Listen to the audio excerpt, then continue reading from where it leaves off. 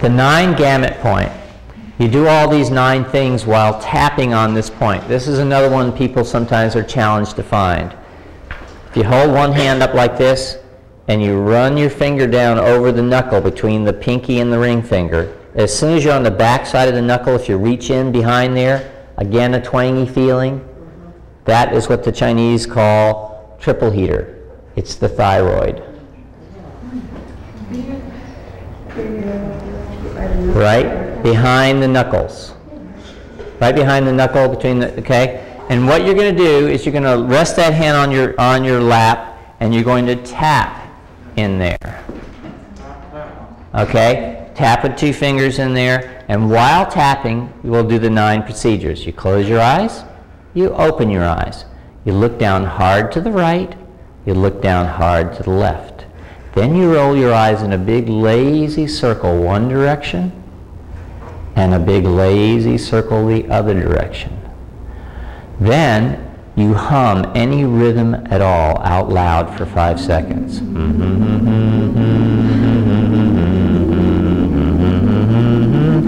Then you count out loud from 1 to 5. 1, 2, 3, 4, 5, and hum again for 5 seconds.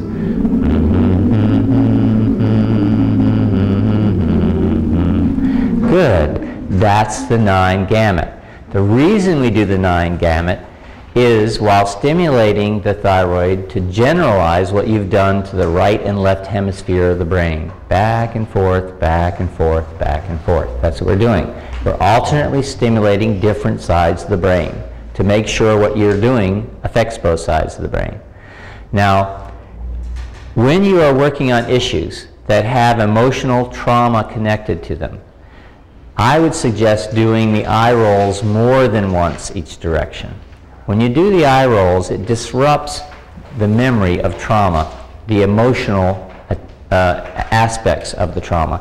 It's similar to a technique called EMDR, where the therapist has someone recall their traumatic event and just follow a pencil or a finger back and forth while they relive their trauma. And it seems to diminish that emotional charge. I want to also remind you, I had everyone sign a disclaimer that this is not meant to be therapy here today. What we do is therapeutic. It's not meant to be a substitute for therapeutic needs if you have them. Please don't work on your major life issues today. If you have something that's going to bring up really intense trauma for you, save it for when you have a support system in place to do it. This is an afternoon seminar. I don't want you leaving here half cooked with your trauma. Does that make sense? Yes. Okay. But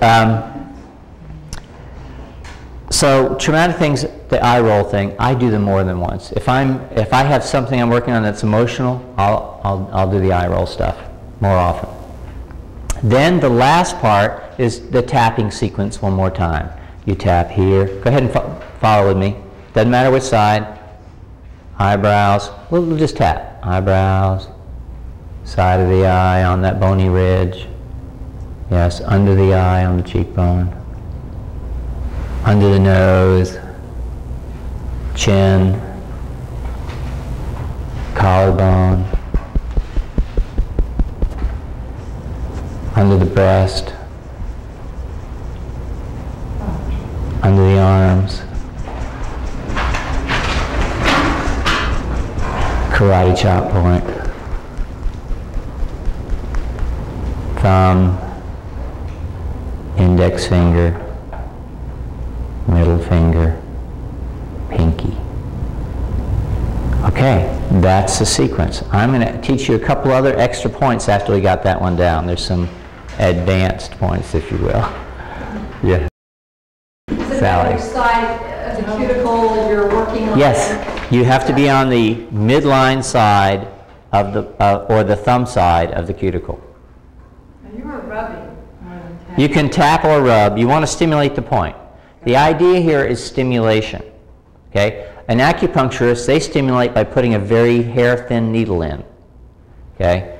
And sometimes they'll turn it clockwise to open the valve and counterclockwise to close it. And we're just tapping.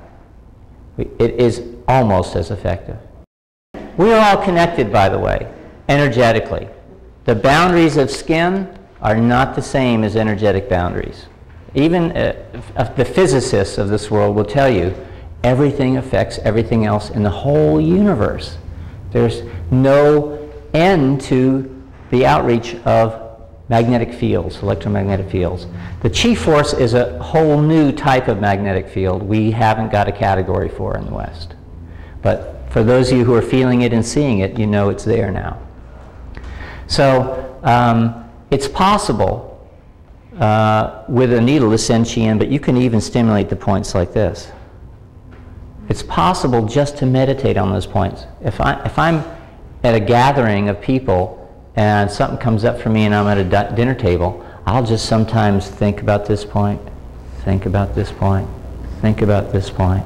Do you follow? I know where they are. I know how to put my attention there. Putting the attention there also stimulates them. This is a little more effective, depending on your level of concentration. If you're good at concentrating, you can open them up just by focusing attention there. In the field of energy work, there's an expression, energy follows thought, or chi follows thought. It follows where you direct it, with your mind. Your attention. With your attention. Intention. Intention and attention, both. That's right. Now, one of the reasons I think Gary Craig called this the emotional freedom technique, even though it's often and mostly used for physical ailments, is because most physical ailments have emotional components to them. We now know that when you're under emotional distress, your immune function shuts down. Your biochemistry changes. There's a whole grade of chemicals that are produced when you're under stress, emotional distress, or just too much going on at the same time distress, that over time begin to break down organ systems. And even if your illness isn't emotional in its root, sometimes we get secondary emotions about having the illness. Anyone beside me ever kind of beat yourself up because something was wrong with you and you shouldn't have been sick, right? I should have known better or whatever. Okay? So you can take that component out of there. What is suggested in doing the EFT work is that initially you do a subjective units of distress rating, what Gary Craig calls SUDS, S-U-D-S, subjective units of distress. On a 0 to 10 scale. 0 being nothing going on, 10 being as extreme as you can imagine it. Okay? So if, let's say I was working on a headache, I might rate it, if it were a severe headache, up around an 8. If it were just a kind of annoying thing, around 3. And by the way, sometimes when you tap, the thing you're tapping on will get more intense instead of less intense. And we'll talk about why that happens and what to do about it.